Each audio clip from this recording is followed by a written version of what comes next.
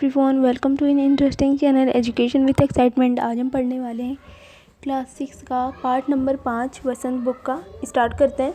अक्षरों का महत्व। अक्षरों की कहानी। यह पुस्तक अक्षरों से बनी है। सारी पुस्तकें अक्षरों से बनी है। तरह तरह की पुस्तकें, तरह तरह के अक्षर। तो जो आप जिस बुक में आप पढ़ रहे हैं, जो आप देख रहे हैं, जो मैं पढ़ा रही हूँ, ये सब किससे बना हुआ है? अक्षरों से। सारी पुस्तकें किससे बनी हैं, किस चीज़ से लिखी हैं? वो अक्षरों से लिखी हुई हैं। मतलब अक्षर से मिलके उनके शब्द बने जिनको हम पढ़ते हैं, बोलते हैं। दुनिया में अब तक करोड़ों पुस्तकें छप चुकी हैं। हज़ारों पुस्तकें रोज़ छपती हैं, तरह तरह के अक्षरों में, हज़ारों की तादाद में। रोज़ ही समाचार पत्र छपते रहते हैं। इन सब के मूल में है अक्षर। हम कल्पना भी नहीं कर सकते कि यदि आदमी अक्षरों को ना जानता तो आज इस दुनिया का क्या हाल होता। तो हम देखते कि हर चीज़ किससे छपी हुई होती है? अक्षरों से शब्द बने हुए होते हैं। हर चीज़ में क्या है? अक्षर है, जो भी हम पढ़ रहे हैं। तो हम देखते हैं कि अब तक दुनिया में बहुत सारी पुस्तकें छप चुकी हैं और कितनी तो रोज़ छपती हैं, और तरह तरह के अक्षर उनमें होते हैं। बहुत सारे समाचार पत्र भी छपते हैं। हम कल्पना भी नहीं कर सकते कि अगर अक्षर नहीं होते तो आज हम क्या बोलते और आज हमारा क्या हाल होता। कोई कह सकता है कि हम अक्षरों को अनादिकाल से जानते हैं। अक्षरों का ज्ञान हमें किसी ईश्वर से मिला है। तो ऐसा कहा जाता है कि हम अक्षरों को अनादिकाल मतलब बहुत पहले से ही जानते हैं, जिसका ज्ञान हमें किसी ईश्वर ने दिया है। आगे बढ़ते हैं। पुराने ज़माने के लोग सचमुच ही सोचते थे कि अक्षरों की खोज ईश्वर ने की है, पर आज हम जानते हैं कि अक्षरों की खोज किसी ईश्वर ने नहीं बल्कि स्वयं आदमी ने की है। मतलब जो पुराने ज़माने के लोग थे वो सोचते थे कि ये जो अक्षर हैं, जो शब्द हैं, इनकी खोज ईश्वर ने की है। लेकिन हम जो जानते हैं वो ये है कि अक्षरों की खोज किसी ईश्वर के द्वारा नहीं बल्कि हमने खुद की है। आदमी ने खुद अक्षरों की खोज की है।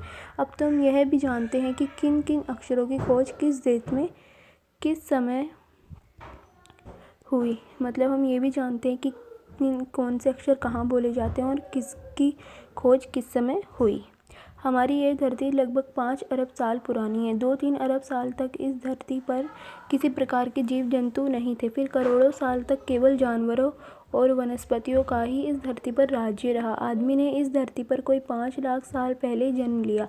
धीरे धीरे उसका विकास हुआ।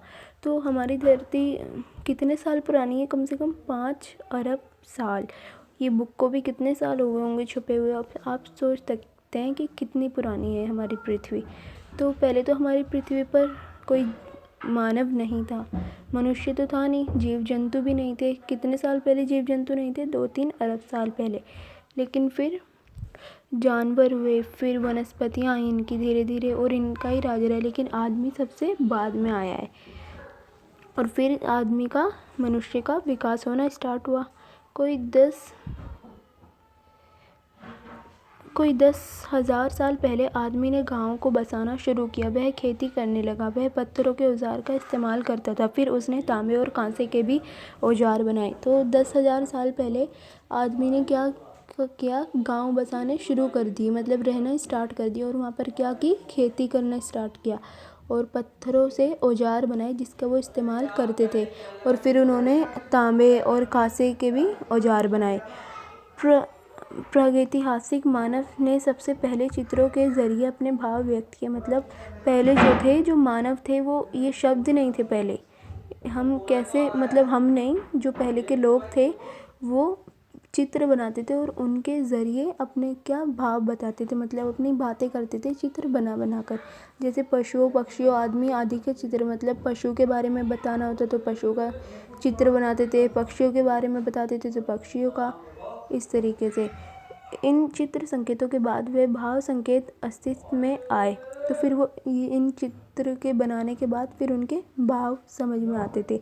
जैसे एक छोटे वृत्त के चहुँ और किरणों की घोतक रेखाएं खींचने पर वह सूर्य का चित्र बन जाता था।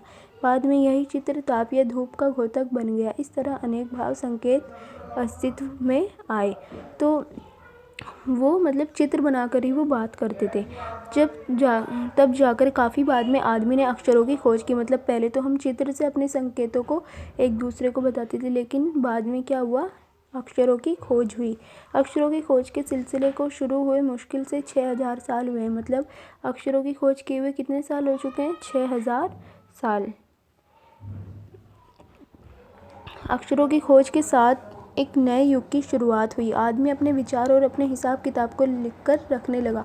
मतलब फिर जब अक्षरों की खोज हो गई तो लोगों ने क्या करना स्टार्ट कर दिया, फिर अपने जितने भी उनके हिसाब किताब थे उन सबको लिखना स्टार्ट कर दिया। तब से मानव को सभ्य कहा जाने लगा।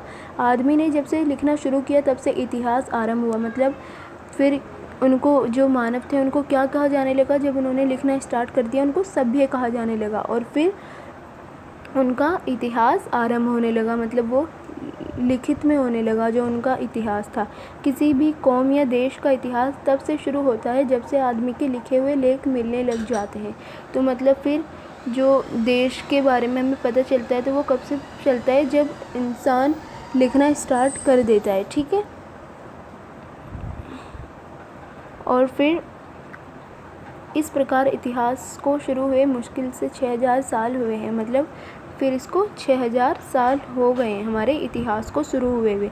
उसके पहले की काल को प्रागैतिहासिक काल यानी इतिहास के पहले का काल कहते हैं। तो जब अक्षर नहीं थे, जब हमारा इतिहास नहीं लिखा हुआ था, तो हम उस काल को क्या कहते हैं, प्रागैतिहासिक काल। अतः हम देखते हैं कि यदि आदमी अक्षरों की खोज नहीं करता तो आज हम इतिहास को ना जान पाते। हम यह ना जान पाते कि पिछले कुछ हज़ार सालों में आदमी किस प्रकार रहता था, क्या क्या सोचता था, कौन कौन राजा हुए इत्यादि। मतलब अगर अक्षर नहीं होते, आदमी अगर अक्षर की खोज नहीं करता तो आज हमें अपना इतिहास ही नहीं पता होता, क्योंकि हमें तो पता ही नहीं होता ना कि कैसे हमारा देश था पहले, कैसे कैसे लोग थे, क्या सोचते थे वो। तो उनके अक्षर के लिखने की वजह से ही आज हम अपने इतिहास को जान पाएँ। अक्षरों की खोज मनुष्य की सबसे बड़ी खोज है। अक्षरों की खोज करने के बाद ही मनुष्य अपने विचारों को लिखकर रखने लगा। इस प्रकार एक पीढ़ी के ज्ञान का इस्तेमाल दूसरी पीढ़ी करने लगी। अक्षरों की खोज करने के बाद पिछले 6000 सालों में मानव जाति का तेज़ी से विकास हुआ।